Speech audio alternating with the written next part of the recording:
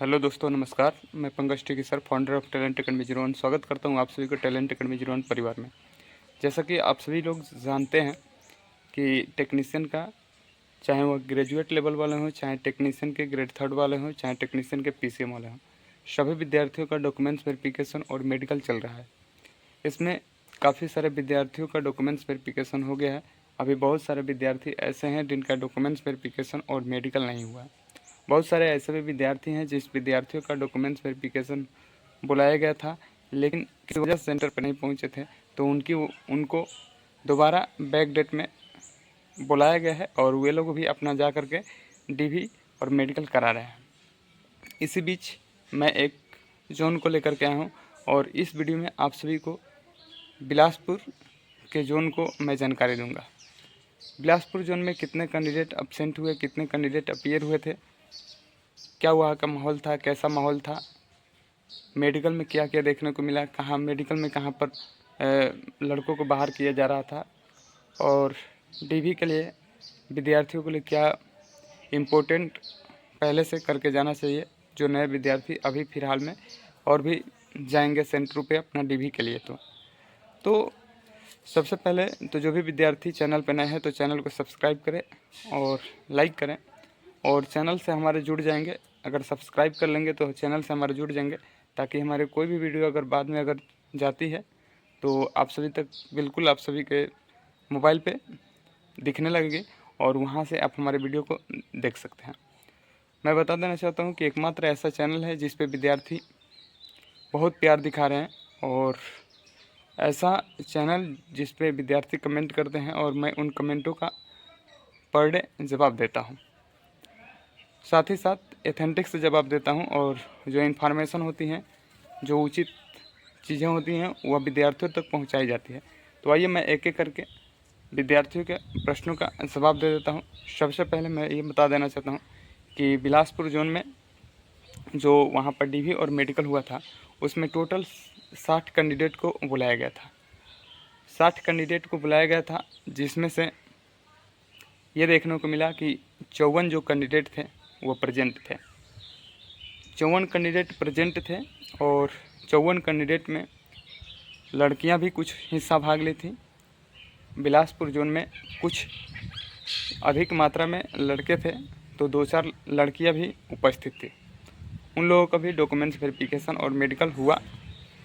तो यानी 54 विद्यार्थी बिलासपुर जोन पे प्रेजेंट हुए थे। तो 60 में 54 विद्यार्थी प्रेजेंट हुए थे, तो बहुत अच्छी खासी अगर प्रेजेंट ही मानी जाएगी। 6 कैंडिडेट ऐसे थे जो वहाँ पे प्रेजेंट नहीं हुए थे। तो आप सभी लोग समझ गए होंगे कि बिलासपुर जोन में कितने कैंडिडेट को बुलाया गया था, और कितने कैंडिडेट प्रेजेंट थे, और कितने कैंडिडेट अब्सेंट थे। अब वहाँ पे ये देखने को मिला कि जो ज़्यादातर जो यूपी से थे स्टूडेंट, वह ज़्यादातर वहाँ पे पहुँचे थे। और मैं बता देना चाहता हूँ कि यूपी वाले जो भी विद्यार्थी अगर कहीं पर भी जोन में अगर उनका सिलेक्शन हो रहा है, तो थोड़ा सा उन सभी को कास्ट को लेकर के और समस्याएं बहुत देखने को मिल रही है। ठीक है, तो जो बिलासपुर जोन है वहाँ पर सब कुछ विधिवत तरीके से हुआ, सब कुछ अच्छा तरीके से हुआ। सबसे पहले तो विद्यार्थी को बुलाया गया, और बुलाने के बाद से उन लोगों को जो हाथ में होता है, हाथ में जो कपड़ा जो बांधने के लिए मिलता था, उसको सभी लोग कैंडिडेट आपस में बांध लिए। बांधने के बाद से उन सभी का कैंडिडेट को जो डीवी का जो प्रोसेस है, यानी उनका जो डॉक्यूमेंट्स था, वो एक एक करके ओरिजिनल डॉक्यूमेंट्स वहाँ पे चेक हुआ।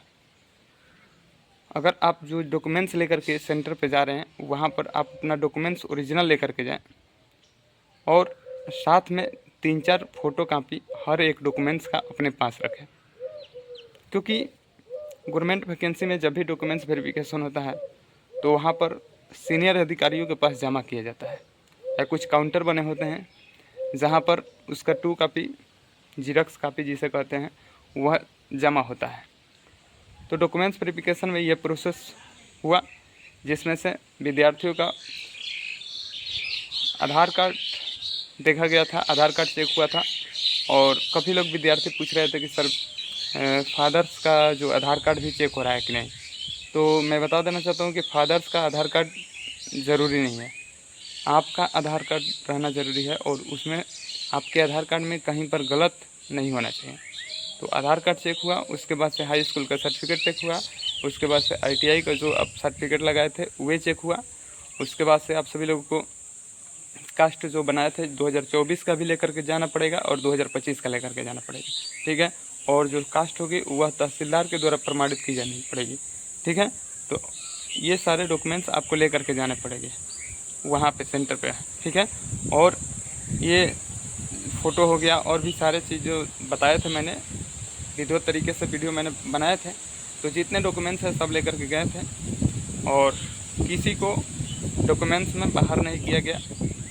और जो उनके DV के लिए उन सभी को 3 सेंटर बना दिए गए थे, रायपुर, बिलासपुर और नागपुर। ये 3 जगहों पे 18-18 की रेशियो में 3 जगहों पर कैंडिडेट को भेज दिया गया था। 18 कैंडिडेट को रायपुर, 18 कैंडिडेट को नागपुर और 18 कैंडिडेट को बिलासपुर में उन सभी का मेडिकल के लिए उन सभी को डेट दे दिया गया था।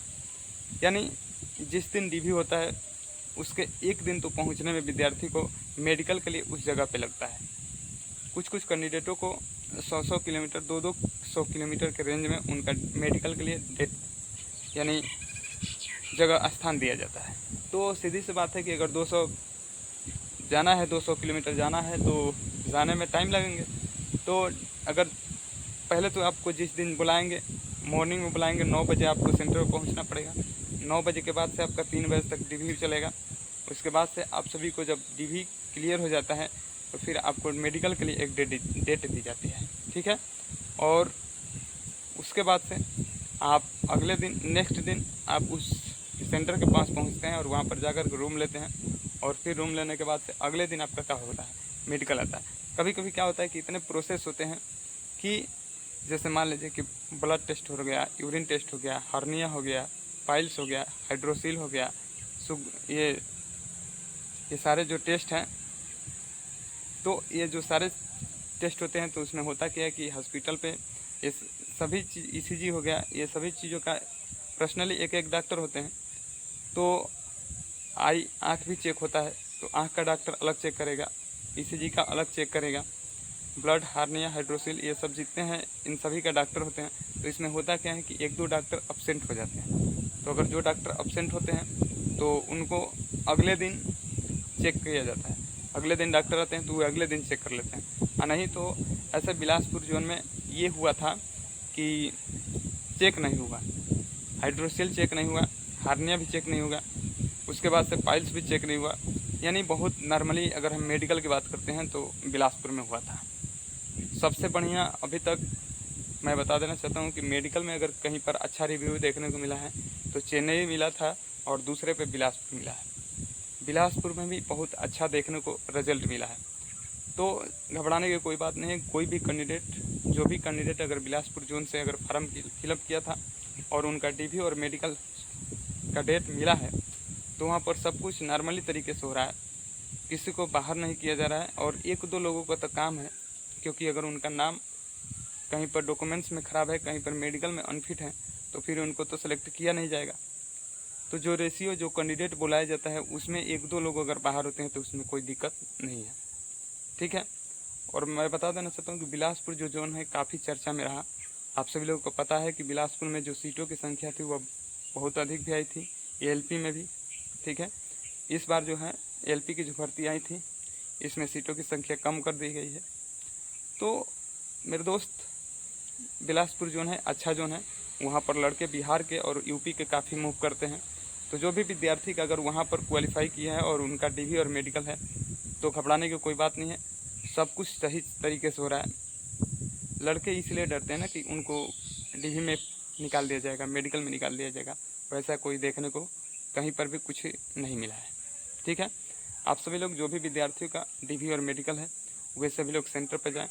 सेंटर पर पहुंचने के लिए एक दिन आप लोग पहले पहुंचने के बाद से आप लोग रूम लीजिए वहाँ पे सेंटर पे, और सेंटर पर रूम लेकर के आप लोग इत्मीनान से उसके जब आपको रिपोर्टिंग टाइम जो दिया जाता है 9 बजे सुबह में 8 बजे आप लोग उस टाइम पहुँचिए, ठीक है।